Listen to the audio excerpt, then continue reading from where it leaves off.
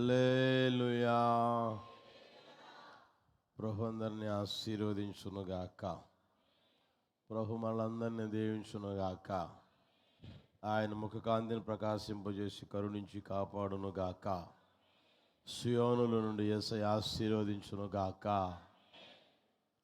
యెహోవా దయాళుడు. చేతులు చేద్దామా? యెహోవా దయాళుడు, యెహోవా దయాళుడు, యెహోవా దయాళుడు, యెహోవా దయాళుడు, యెహోవా దయాళుడు, యెహోవా దయాళుడు, యెహోవా దయాళుడు, యెహోవా దయాళుడు, యెహోవా దయాళుడు. ఆయన కృప నిరంతరముండునుగాక. ఆయన కృప నిరంతరం చూపునుగాక.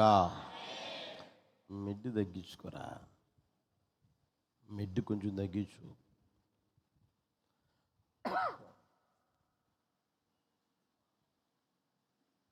హల్లెలూయా.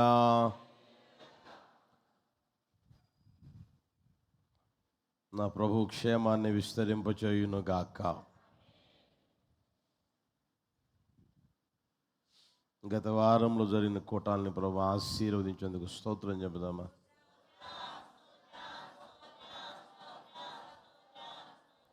స్తోత్రం, స్తోత్రం, స్తోత్రం, స్తోత్రం, స్తోత్రం, స్తోత్రం, స్తోత్రం, స్తోత్రం, స్తోత్రం, స్తోత్రం, స్తోత్రం.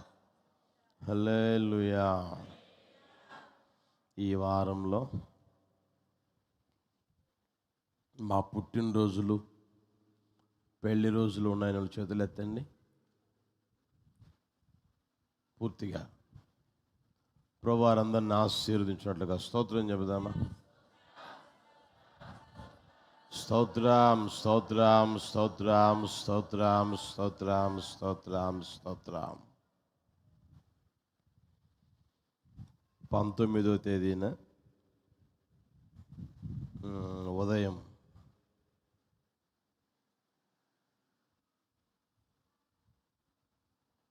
మందిరంలో యథావిధిగా గురువారం ఉపవాస ప్రార్థనా పండుగ ఉంటుంది. ఆ రోజు రాత్రికి చేకూరు పాలెంలో ప్రార్థన ఉంటుంది. చేకూరు పాలెంలో.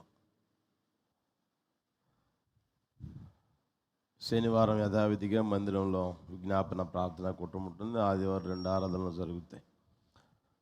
వచ్చే ఆదివారం రోజున 4వ ఆదివారం కనుక యవనస్తుల కూడిక మందిరంలో జరుగుతుంది. ప్రభువుని దీవెనకరంగా జరిగించినట్లుగా స్తోత్రం చెబుదామా? బిగ్గరగా స్తోత్రం, స్తోత్రం, స్తోత్రం, స్తోత్రం, స్తోత్రం, స్తోత్రం, స్తోత్రం, స్తోత్రం, స్తోత్రం. హల్లెలూయా. కొద్ది సమయం దేవుని వాక్యాన్ని విందాం.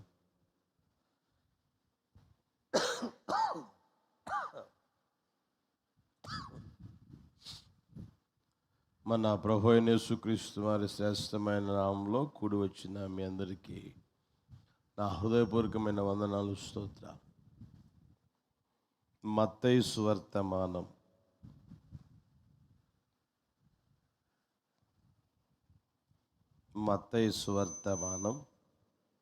6వ అధ్యాయం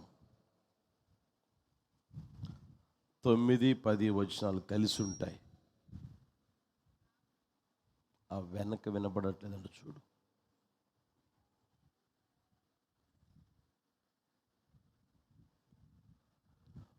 మత్తయి సువర్తమానం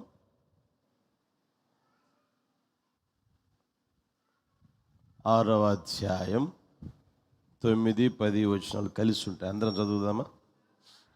కాబట్టి మీరిలాగు ప్రార్థన చేయుడి: పరలోకమందున్న మా తండ్రి, మీ నామం పరిశుద్ధపరచబడునుగాక. నీ రాజ్యము వచ్చునుగాక. నీ చిత్తము నెరవేరునట్లు హల్లెలూయా, హల్లెలూయా. సైడీ పెట్టావా? సైడీ ఆపేసావా? వాళ్ళు సైడ్లోనే కూర్చున్నారు కదా, మరి వినపడుతుందా మీకు? మరి ఇటు వచ్చి కూర్చోవచ్చు కదా, మీరు ఇటు వచ్చి కూర్చోండి, లేండి, ఎదురుకొచ్చి కూర్చోండి.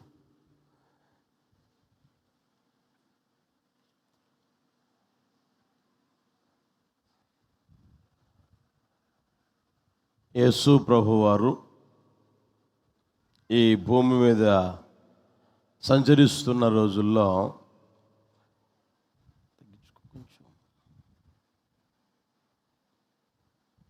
ఆయన శిష్యులు యేసు ప్రభు దగ్గరికి వచ్చి, యోహాను తన శిష్యులకి ప్రార్థన నేర్పినట్లుగా మాకు ప్రార్థన చేయడం నేర్పండి అని అడిగినప్పుడు యేసు ప్రభువారు తెలియజేసిన మాటలు ఇవి. మీరీలాగున ప్రార్థన చేయండి.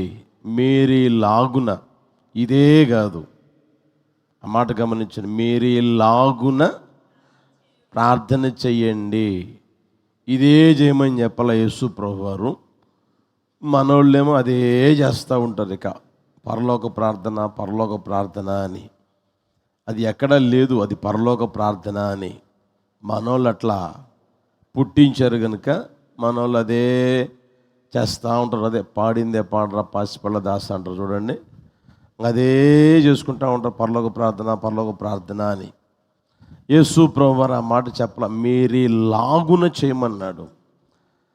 యేసు ప్రభువారు చెప్పిన మాటలు మనం గమనిస్తే, మొట్టమొదటి మాట, మనం ప్రార్థన చేసేటప్పుడు అంట ఏమన్నాడు? పరలోకమందున్న, ఇప్పుడు నా అనండి, పరలోకమందున్న నా తండ్రి. ఆయన్ని మనం పిలవాల్సిన పిలుపు ఏంటంటే, పరలోకమందున్న, చెప్పండి, నా తండ్రి అని యేసు ప్రభువారు చెప్పారు. నా తండ్రి అనండి అని. ఎందుకు? రిపీట్ వస్తుందిరా.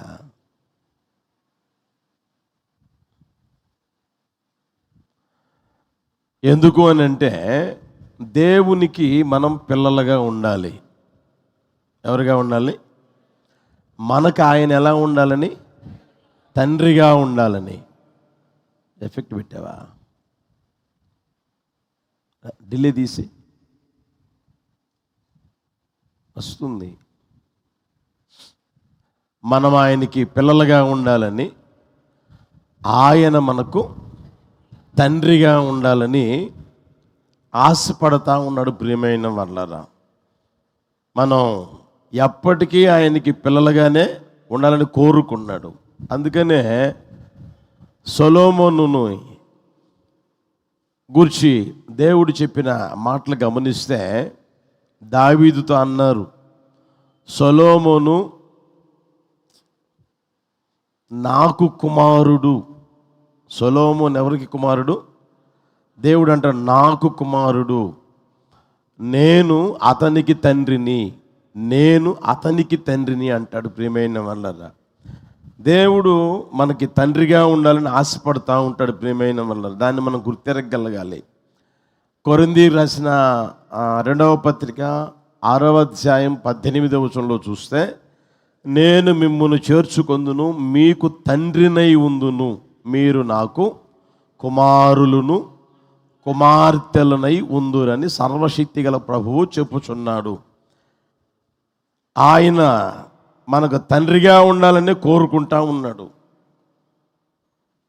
తండ్రిగా ఎందుకు ఉండాలనుకున్నాడు అంటే, ప్రియమైన వాళ్ళరా, మనం ఒక కుటుంబాన్ని గమనిస్తే, తండ్రి అనే వ్యక్తి ఎక్కడుంటాడయ్యా అంటే ఇంట్లోనే ఉంటాడు, బయట ఎక్కడో ఉండడు. తండ్రి దగ్గరగానే ఉంటాడు. అంత మాత్రమే కాకుండా కుటుంబ సంబంధాన్ని తెలియజేస్తూ ఉంటుంది. ప్రియమైన వాళ్ళరా, కుటుంబంతోనే ఉంటాడు. తండ్రి అనేవారు ఎక్కడ ఉంటే కుటుంబంలోనే ఉంటాడు. అంటే అంత అన్యోన్య సహవాసాన్ని దేవుడు కోరుకుంటా ఉన్నాడు.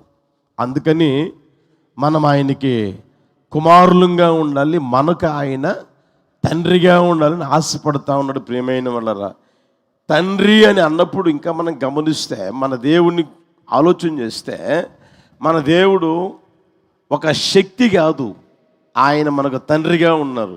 యేసయ్యకి మహిమ కలుగును గాక. ఆయన ఒక శక్తి కాదు, ఆయన మనకు తండ్రిగా ఉన్నారు. మీరు లోక సంబంధంగా దేవుళ్ళు అని చెప్పుకుంటా కొంతమంది పిలుస్తూ ఉంటారు కదా, మా దేవుడు మా దేవుడు అని. అయితే వాళ్ళు ఏ రోజన్నా తండ్రి తండ్రి అన్న ఆ మాట మనం గమనించగలవా? ఎప్పుడైనా విన్నారు? హిందువులుగా ఉన్నప్పుడు యేసు ప్రభుని నమ్ముకోక మునుపు మీరు కూడా గమనిస్తే, ఏ రోజైనా ఎవరినైనా తండ్రి తండ్రి అన్నారా? అన్నది లేదు. అంటే ఆ బాంధవ్యము, ఆ సహవాసము, ఆ తండ్రితో కూడా ఉండే అనుభవాలు లేవు. అయితే యేసు ప్రభు వారు మాత్రమే ఏమంటాడంటే, మీరు నాకు కుమారులై ఉన్నారు, నేను మీకు తండ్రినై ఉన్నాను. యేసయ్యకి మహిమ కలుగును గాక. అంటే అంత అన్యోన్య సహవాసాన్ని దేవుడు మన పట్ల కోరుకుంటా ఉన్నాడు. మనం ఆయనకి పిల్లలుగా, మనం ఆయనకి కుమారులుగా ఉండాలని, ఆయన మనకు తండ్రిగా ఉండాలని. యేసు ప్రభువారు ఈ లోకంలో సశరీరుడుగా సంచరిస్తూ ఉన్న ఆ రోజుల్లో మనం గమనిస్తే, ఇంచుమించుగా యేసు ప్రభువారు ప్రార్థన చేసిన ఆ ప్రార్థనలో తండ్రి తండ్రి తండ్రి అని అంటాడు కదండి. అవి మనం గమనిస్తే 165 సార్లు అన్నాడు. ఇంచుమించుగా 165 సార్లు తండ్రి ఈ లోకములో ఉన్నప్పుడు. అర్థమవుతుందా? అందుకనే యేసు ప్రభు ప్రార్థన నేర్పించిన ఆ ప్రార్థనలో కూడా మొట్టమొదట అంటాడు, పరలోకమందున్న చెప్పండి నా తండ్రి. మీరు ప్రారంభించినప్పుడే పరలోకమందున్న నా తండ్రి అనండి అని చెప్పడం మనం గమనించగలుగుతాను. ప్రియమైన వాళ్ళరా, ఈ లోకంలో ఒకవేళ నీ వ్యక్తిగత జీవితంలో నాకు తండ్రి లేడు తండ్రి లేడు, ఏమండి నాకు తండ్రి లేడు అని బాధపడతా ఉన్నావో, లేకపోతే వేదన పడతా ఉన్నావో, మదన పడుతున్నావేమో, అయితే దేవుడు నీకు తండ్రిగా ఉండును గాక. దేవుడు నిశ్చయముగా నీకు తండ్రిగా ఉండును గాక. హల్లెలూయా, హల్లెలూయా. ఒకవేళ తల్లి ఉండి తండ్రి ఉండి, ఏమండి మాకు తల్లి ఉంది మాకు తండ్రి ఉన్నారు అని అనుకుంటున్నావా? అర్థమవుతుందా?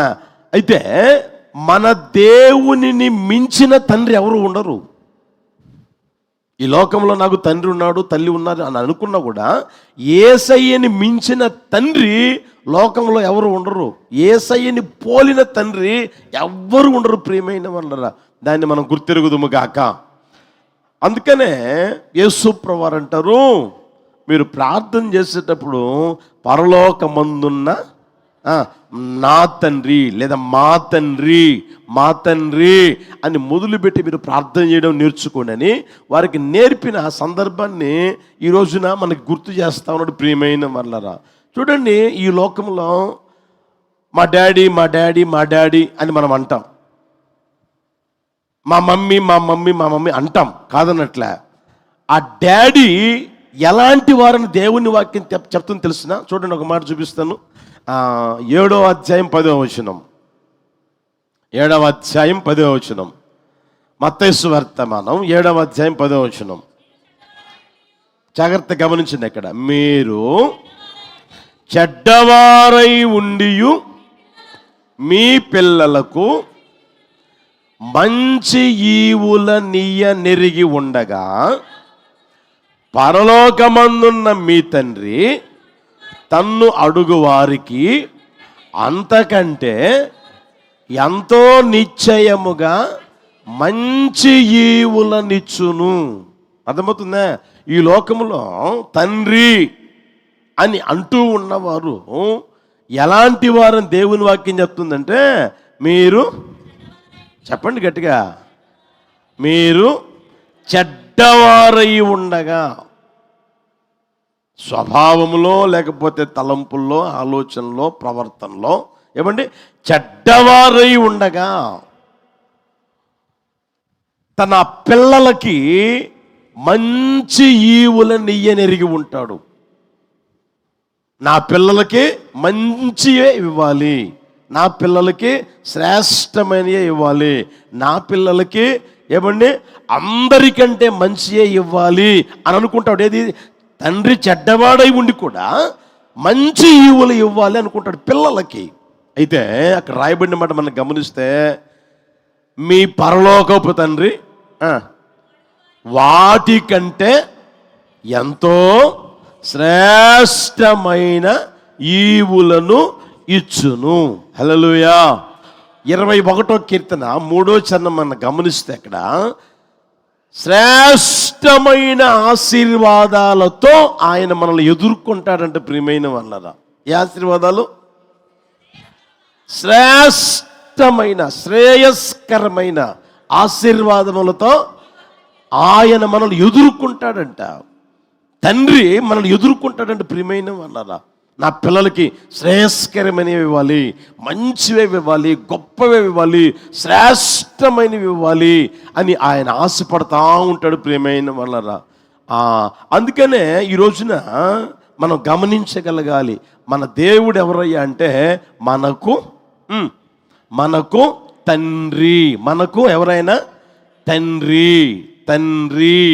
హల్లెలూయా, హల్లెలూయా. తండ్రి మనకు అనుగ్రహించే శ్రేయస్కరమైన లేదా శ్రేష్టమైన ఆశీర్వాదాలు ఏమై ఉన్నాయి అనేది దేవుని వాక్యంలో మీకు తెలియజేస్తాను. జాగ్రత్తగా గమనించాలని ప్రేమతో కోరుకుంటూ ఉన్నా. కీర్తనలు 103వ కీర్తన 13వ చరణం చూడండి. 103వ కీర్తన 13వ చరణం. తండ్రి తన కుమారుల ఎడల జాలిపడునట్లు యెహోవా తనయందు భయభక్తులు గలవారి ఎడల జాలిపడును.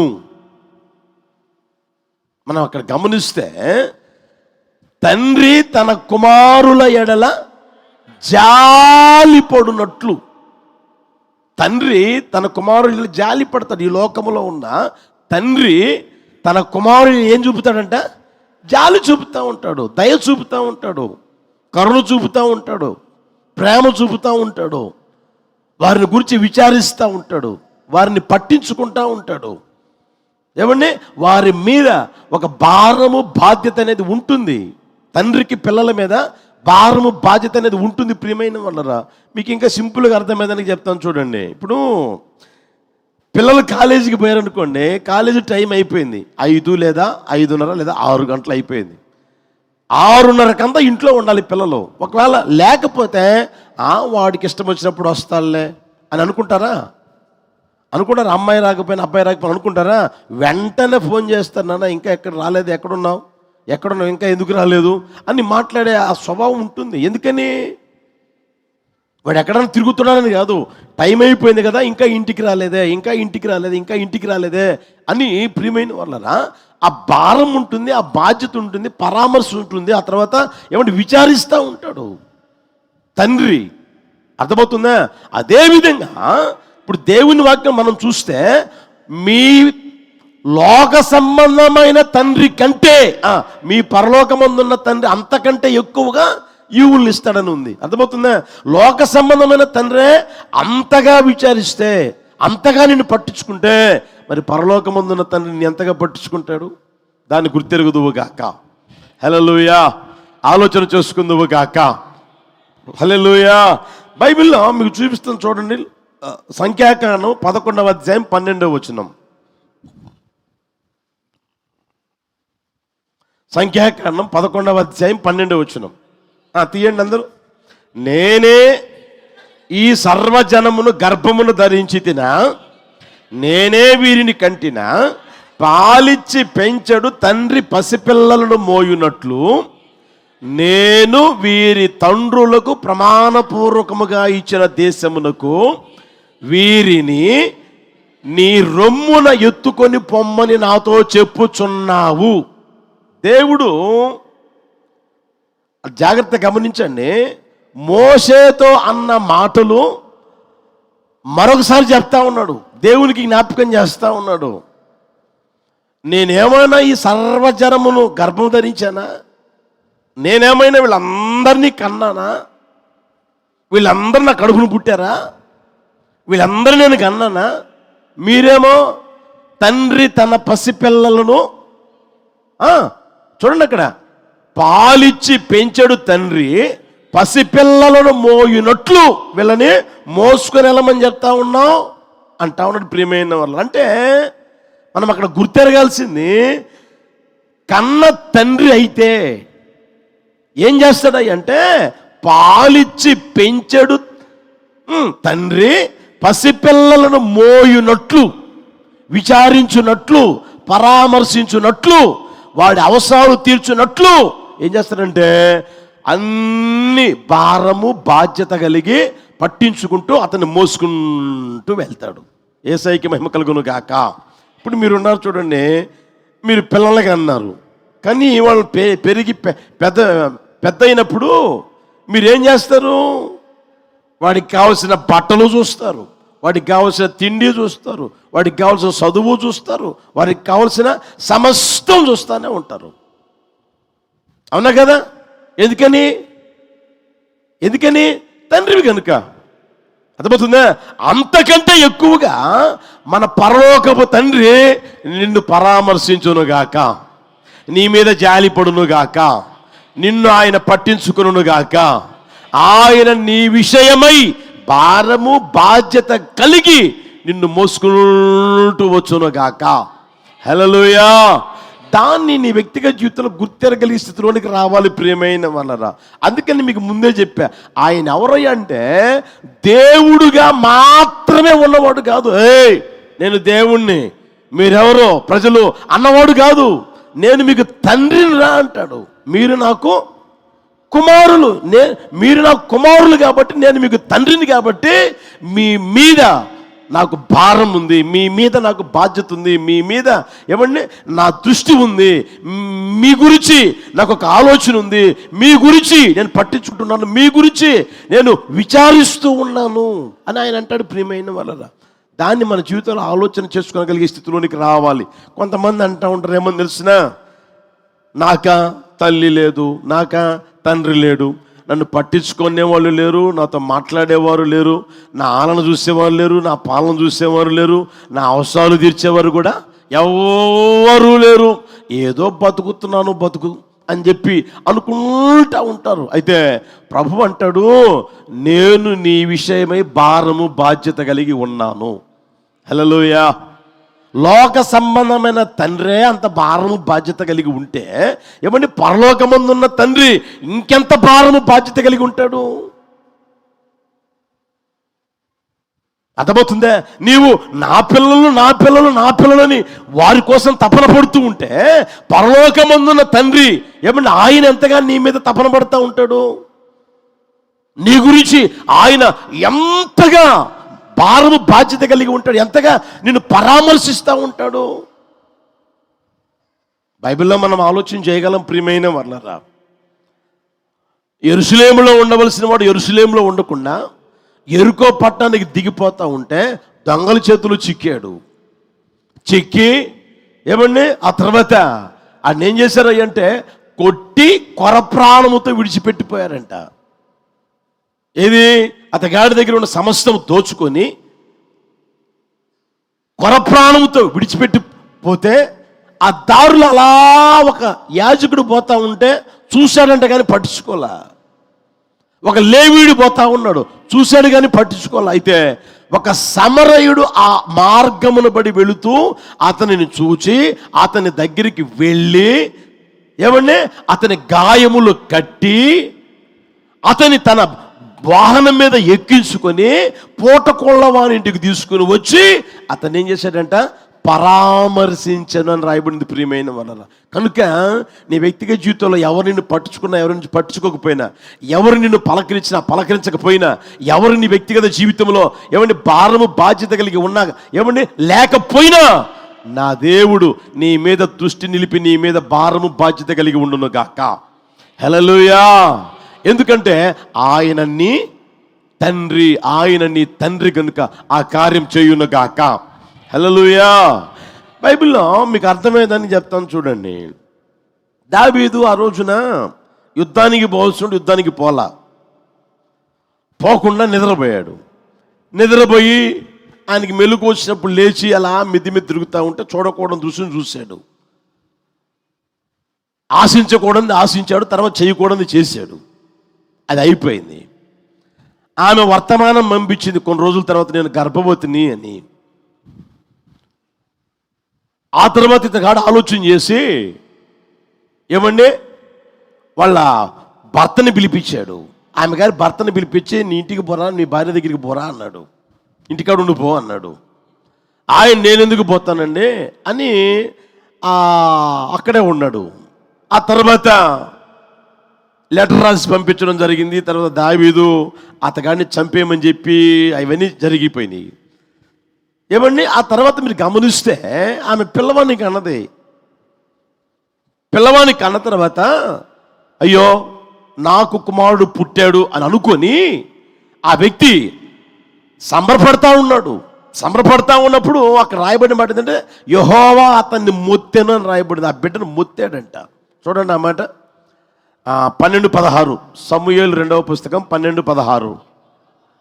యెహోవా ఊరియా భార్య దావీదునకు కనిన బిడ్డను మొత్తినందున అది బహుజబ్బు పడెను అని ఉంది. బాగా గమనించండి, అక్కడ బహుజబ్బు పడింది. మామూలుగా వచ్చిన రోగం అయితే ప్రార్థన చేస్తే దేవుడు కార్యం చేసేవాడు. తన తప్పు ద్వారా ఏమండి ఆమె ఒకవేళ పిల్లని పెంచుతూ ఉండగా ఏదన్నా రోగం వచ్చుంటే పర్వాలే. అక్కడ రాయబడిన మాట ఏంటంటే యెహోవా అతనిని మొత్తాడు, బహుగా జబ్బు పడిందండి. దేవుడు మొత్తితే బహుగా జబ్బు పడ్డాడు. ఆ జబ్బు పడిన తన కుమారుని కోసం మీరు చూడండి, కావాలంటే వారం రోజులు నిద్రాహారాలు మాని ప్రార్థనలో ఉన్నాడు.